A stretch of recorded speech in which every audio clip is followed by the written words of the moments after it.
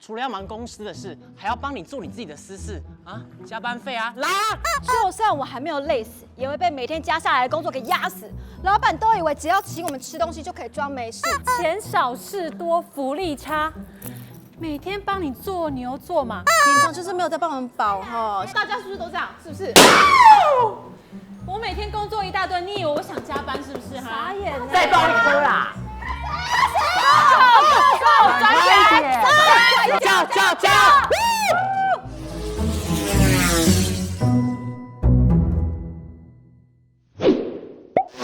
等一下的游戏方式呢，是老板们要冲到最前面，按下前面的惨叫机，才能回答答案。如果答错的话呢，将会有神秘的马杀鸡伺候哦。好的，那我们游戏马上就要开始了。请问劳资会议召开的主要目的为何？请抢答。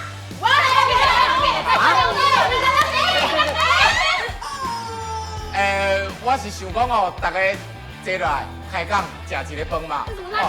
咱做艺术的，咱做艺术的上注重感情的啊。我跟你们说，这样有人来查，才不会被抓。合法好老板，合法好老板，我知道。头打一下。协调我跟 Sharon 之间的关系。好，大家归位。3位老板的回答都不够完整。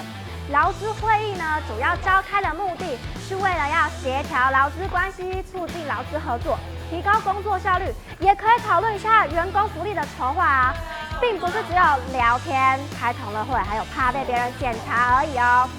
好，那我们马上进行下一题。下一题是是非题，请问劳资会议是不论行业类别、不论公司大小，只要适用于劳基法的行业，都必须依规定召开劳资会议。请问对还是错？请抢答。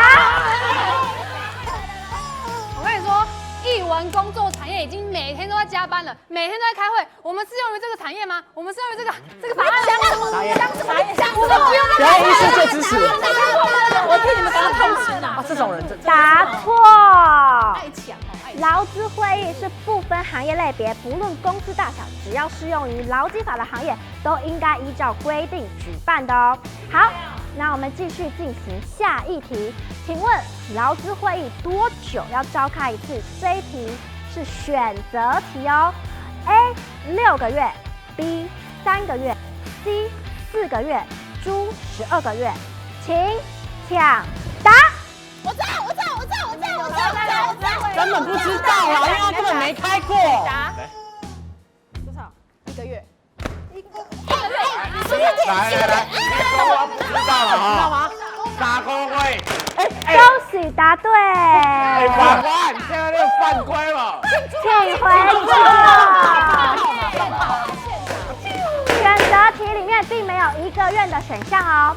根据《劳资会议实施办法》第18条，劳资会议至少3个月要举办一次，必要时还得要召开临时会议。那我们现在马上进入相关的下一题，请问如果未依规定举办劳资会议的话，会不会有相关的罚则呢？请抢答。我知道。没关系，因为我之前出国没有开，也没有怎样，对吧？学人，恭喜答对。答对。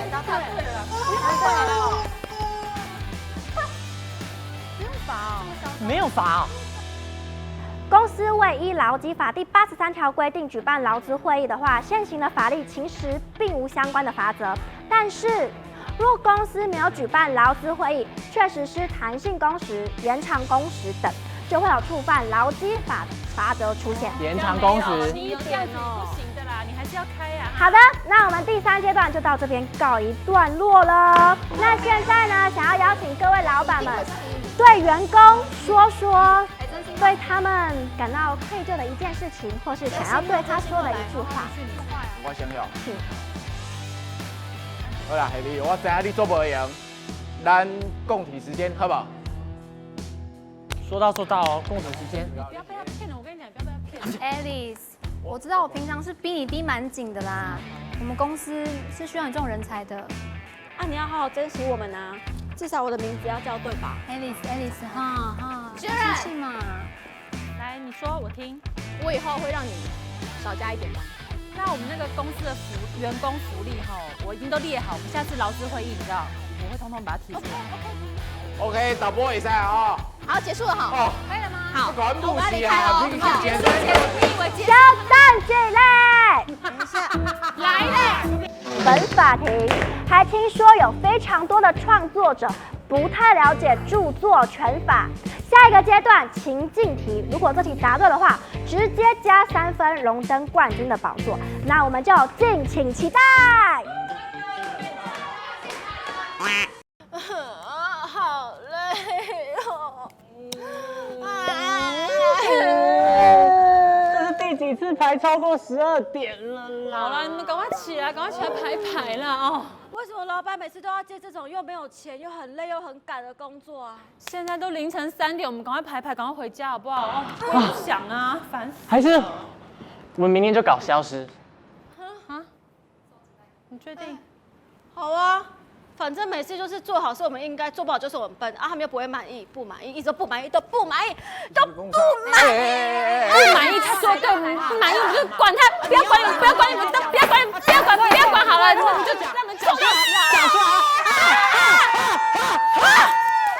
徐亚轩，我跟你们说，上一次徐亚轩有传一个 remix 音乐档案给我，很符合我们这一次的主题，一定可以。哎，你是说这首？对他有用这个编舞哎，对对对我听听看是我你们们把舞步抄过来直接用。你们听，是这首吗？对不对？一定可以啦，这首很好啦。哎，我知道了，这首歌啊，音乐进来的时候，我们就不要唱歌词，用哼的这样子。呵呵呵呵呵。OK，可以。我们现在把那个歌词也给它改掉，然后他这首歌又还没有正式发表过，一定没有著作权的问题等一下啊。 Yes。啊，如果亚轩他知道会怎么办？啊，可是现在那么晚了，打给他也不会接啊，不用问，直接用。对啊，而且我们歌都改了，舞动作再给它改编一下，不会有人发现是他原创的啦。知道啦，歌是不一样的，因为我们是用哼的喉咙发出的声音，对这样子。还有舞蹈哦，不是手跟脚这样组合摆来摆去而已吗？就是这个意思，就是这个意思。5、6、7、8，徐亚轩，徐亚轩，徐亚轩，实在真厉害。休息了哦。休息回家哦，回家。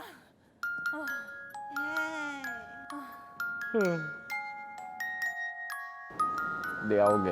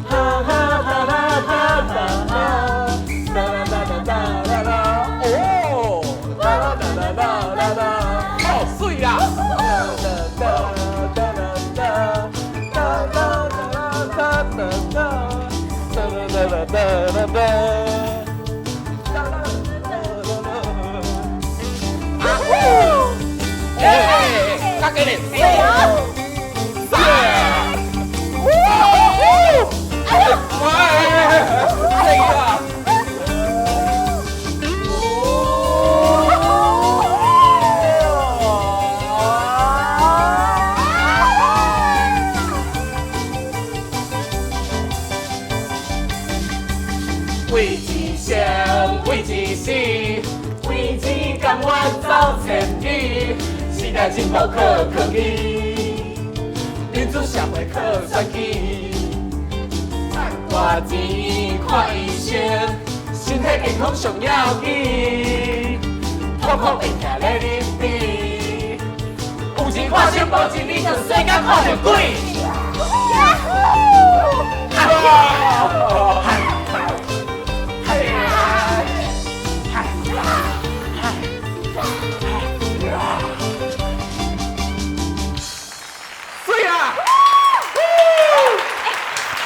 赞！谢谢。哦哦。哎，歌跟那个舞为什么会在舞台上表演呢？雅轩，你今天怎么会来啊？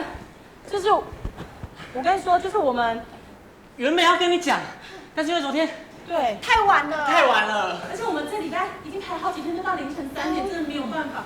但是那个歌跟那个舞都是我做的哎，你们怎么可以这样就直接拿去用啊？这样对吗？可是我们真的不是故意的，对，我们真的很努力的。雅轩，对不起，我们真的错了。哎，你知道雅轩已经有好几个晚上，我们都超过3点才睡了。真的受不了了啦。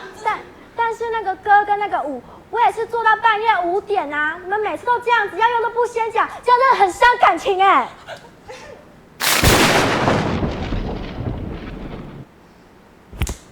好的，看到这个友谊的小船因为自己的一时疏忽说翻就翻的故事，想请问在场的各位老板，在刚刚的情境短剧中有哪些部分是违反著作权法的呢？那我们就先请 Vivian 总监来回答。我跟你说，艺术界的大地雷，未经创作者同意就使用他人创作，就算是朋友一样违法。没错，在刚刚的片段中，我们也有提到，这首雅轩有编过舞啊，那我们就直接把动作抄来用就好啦。哦，那个唱歌的地方我们就不要用唱的，改用哼的。其实著作权法中并没有使用抄袭的字眼，著作的抄袭主要是指构成重制权或改作权的侵害。在本题中，小鱼看了雅轩的影片，直接复制过来，侵害了雅轩创作舞蹈的著作权。舞团在未经创作人的同意下进行改编，用哼的方式演唱，也不存在可以合理使用的情形，明显触犯了著作权法。那接下来想要邀请林大旺导演说说自己的答案。就算讲这影片无公开，不过伫创作者完成这作品的时阵，伊就享有这的权利啊。回答的非常的好，那我们看看刚刚的片段。我跟你们说，雅轩这首歌现在还没有公开过，应该没有著作权的问题啦。根据著作权法第10条，著作人于完成著作时即享有著作权，这是法律上所称的创作保护主义。所以在著作人完成该著作后，就算还没有对外公开发表，著作权利人也享有著作权法上所规定的著作人格权以及著作财产权。那接下来我们就请目前排名最后的 Summer， 想要请问看看 Summer， 在刚刚的情境短剧中还有哪些部分是有问题的呢？我知道，员工坏坏打打。很好，完全没有回答到问题。其实，在刚刚的短剧中，还有一个部分是有问题的哦。我跟你们说，雅轩上一次给我一个 remix 音乐档案，很符合我们这次主题，一定可以用啊。舞团直接播放雅轩的音乐，明显违法，即便是清唱的都有问题，这样已经侵害了音乐著作的公开演出权了。针对同一首歌曲，若采用现场演奏、清唱或是播放专辑音乐，涉及公开演出音乐著作之专属权，都应该获得音乐著作权利人的同意才可以哦。好的，那我们这一阶段就到这边告一段落了，马上来进行战况统计，辛苦啦。好的，那刚刚呢这一大题回答对的有 Vivian 跟大旺导演，恭喜又再获得了3分。那也恭喜我们的 Summer 继续位居最后1名的宝座。我们马上进行惩罚。当老板了，好厉害啊！老板让我当掉，一定是。来，我要给他跳进去哈，来。哎呀，很好，那现在呢？轻一点哈，轻一点。现在想要邀请老板们分享一下关于今天的感想。我跟你说啊，这种节目我此生不会再参加第2次。很开心哦。这是我这世人受过上大的侮辱。好的，那我们邀请最后1名的 Summer 来分享一下今天的感想。我再也不会来了。谢谢大家今天的参与，相信老板们呢都收获良多，也展现了愿意悔改的决心，有吗？有。很好，那我们就当庭释放，请大家继续回到到职场上改变工作环境吧。记住，当艺文工作者的环境还有不公不义发生之时，本法庭就会继续开庭。